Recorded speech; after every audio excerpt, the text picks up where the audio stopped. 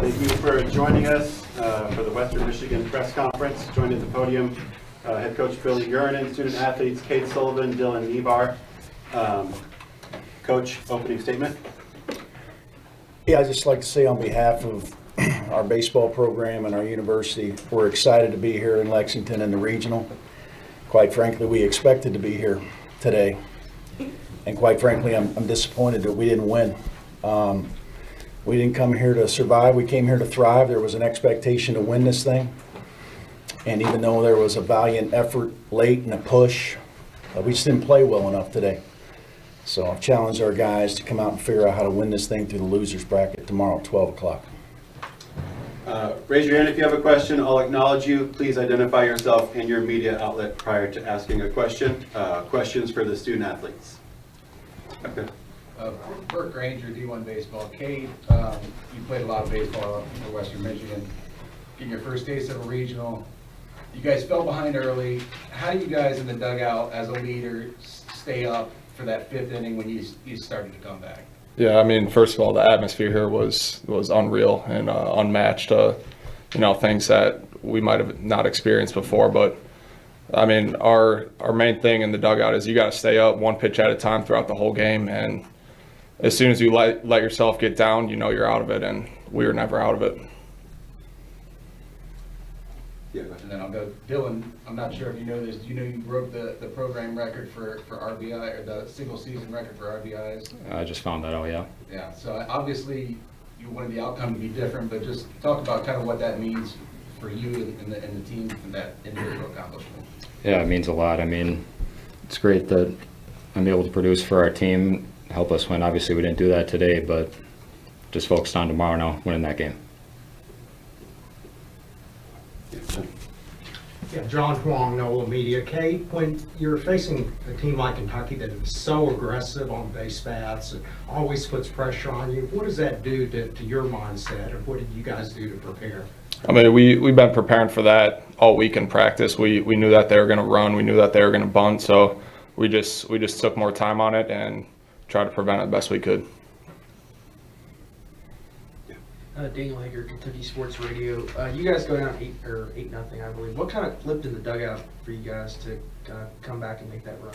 All right. Once we were down at that point, I mean, all the guys just had we got nothing to lose mentality. You can go up every single at bat, take it like it's a tie ball game, and go from there.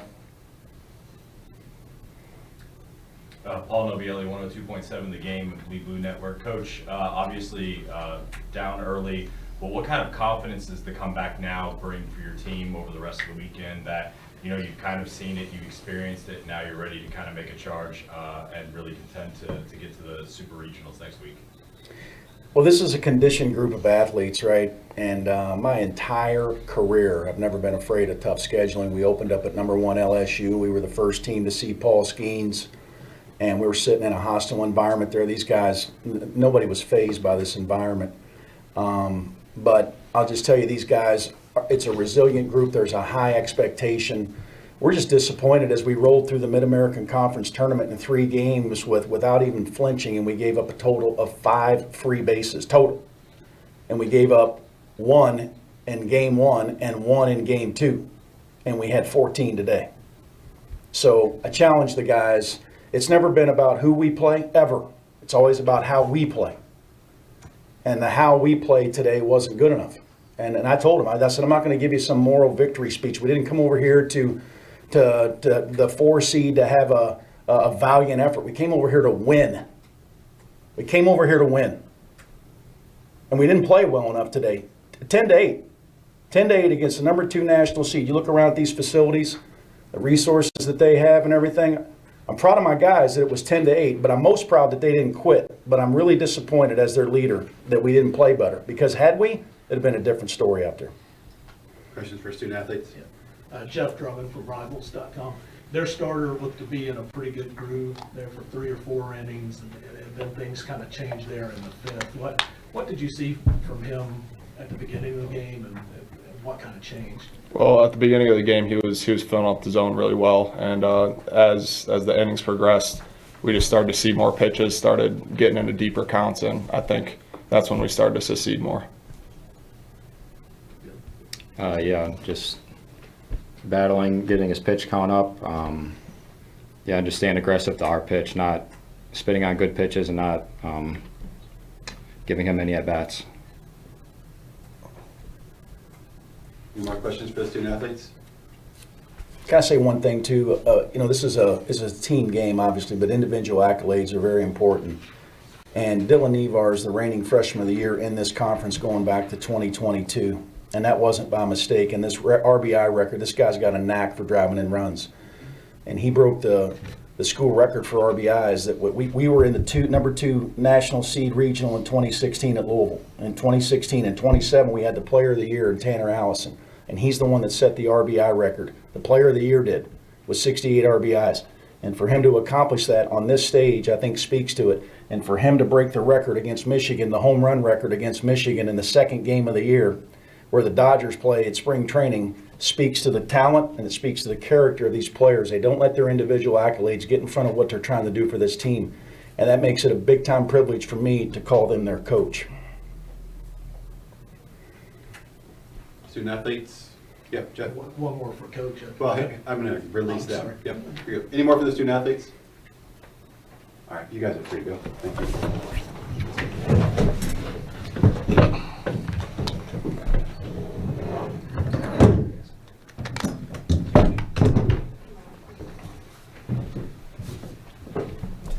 All right, more questions for Coach? Kentucky was in a similar situation last year here in the regional and found a way to kind of dig out of it. What sort of things in your experience have to happen for you to battle through this bracket after dropping the first? Well, I'll just talk to you about my entire coaching career, right? It's been challenges that I've had to face, and you're playing in deep water early in the season because of the weather that you're experiencing, and you play the likes of Michigan and Pepperdine and Iowa, and then you're playing number 1 LSU. So your back's against the wall when you're a mid-major in the North anyway. So you kind of develop this really resiliency and this bulletproof attitude that you can take punches. And this program has taken a lot of punches, and we just keep coming. This is a relevant team. The last 4 years, this program right here has got the 4th best record in the conference, in conference play. 4th best in the last 4 seasons with a championship. So it's championship caliber, and I'm proud of it. I'm proud of it that since I've been coaching, that there's been 2 MAC tournament championships in the school's history, and I've been coaching both of them. So my guys understand it. I do too. I'm a blue-collar, lunch pail, you name it, man. That's how I coach, and those are the players that I bring in here. So I'm not concerned about whether they'll be ready tomorrow or not. Not at all. Got a veteran group. Got a great leadership group. Both of these guys serve on my leadership council that makes up of 9 players that we meet often. Their job is to see smoke and put it out before it turns into fire. And it goes back to really that bad teams nobody leads, good teams coaches lead, and great teams players lead. And great teams are made of great teammates, and that's what we have. And so I'm not going to have to say too much. I kind of got rid of the Newt Rockne speeches on the bus, other than tell them today that I felt like that there was nobody in the country that they couldn't be better than for 3 hours. And then I just kind of leave it to them and let them do them things. I think as a coach, you sometimes got to understand that the best thing that you can do for your team is get out of their way. And I'll get out of their way tomorrow. But I'm going to make sure that I want them to know that I'm disappointed. This was not some attempt to have some moral victory over here. It was not. We're trying to continue to move our program in the right direction, and we had an opportunity today and we missed it, and I'm disappointed. Now I'm going to respect Kentucky's program, and especially the tremendous hospitality that's been rolled out to us since we've been here, right? I'm from not far from Louisville, Kentucky, so I respect sweet tea and a little bit of Southern hospitality myself. So I don't want to diminish the quality of team that Kentucky has by any means. But I had an expectation for my team to win today, and we didn't. So I'm disappointed. Coach, why do you think you didn't play well? I don't have an answer for that, right? I don't think it was nerves. I don't think it was anything else. I will say that I think Kentucky's offense speeds you up a little bit. I think we got sped up in some situations.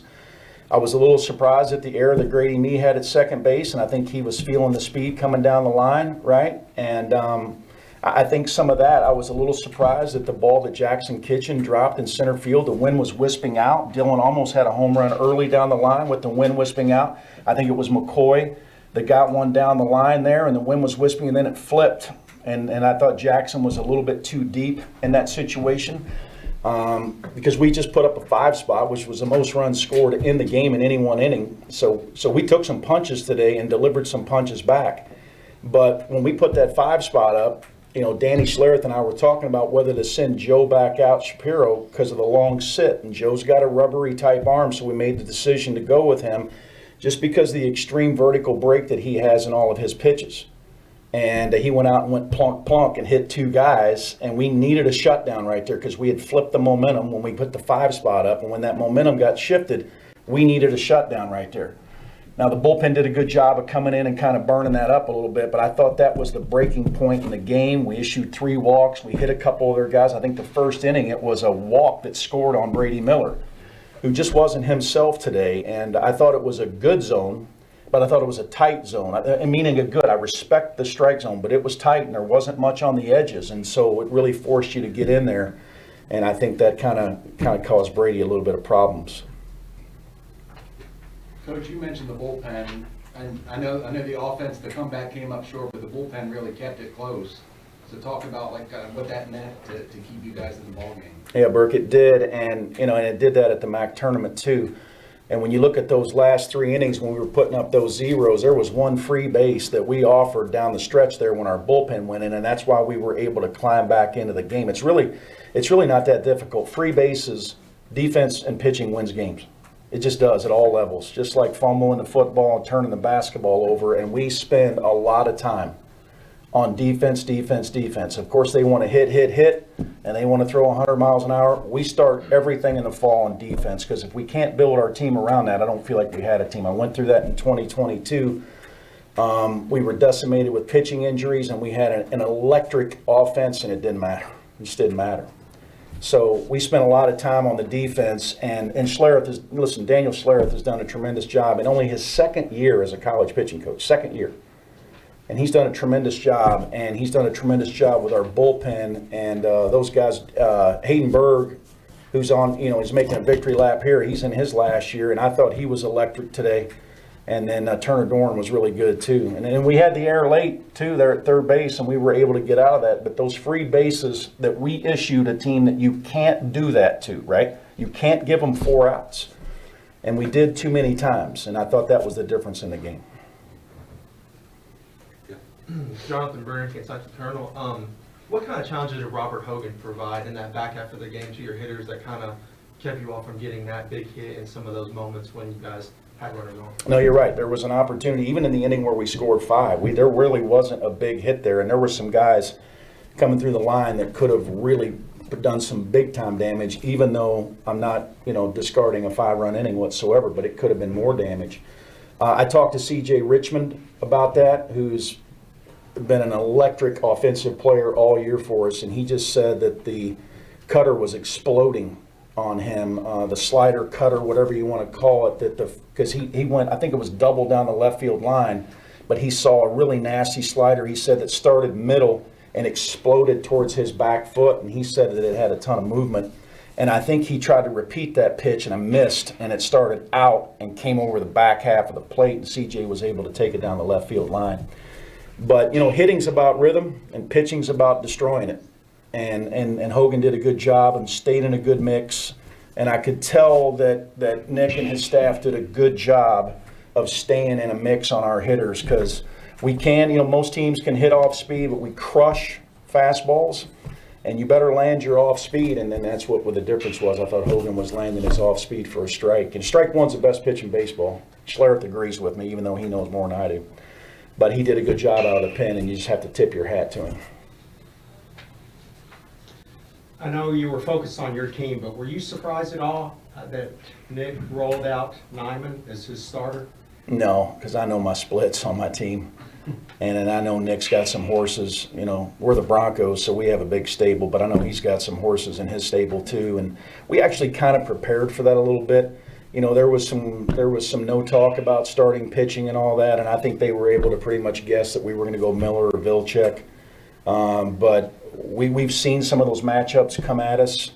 And Nevar seems to handle the left-handed pitching a little bit better. But I've seen the splits on our guys, so no, I wasn't surprised. And I thought, like Sullivan said, he was good. He was in the zone early, and the fastball was electric. And he did a good job and kept us off balance and kept filling up the zone. But no, I was not surprised at all. Any more questions for Coach? All right, thank you, Coach. Yeah, thank you for this opportunity, guys. Appreciate it.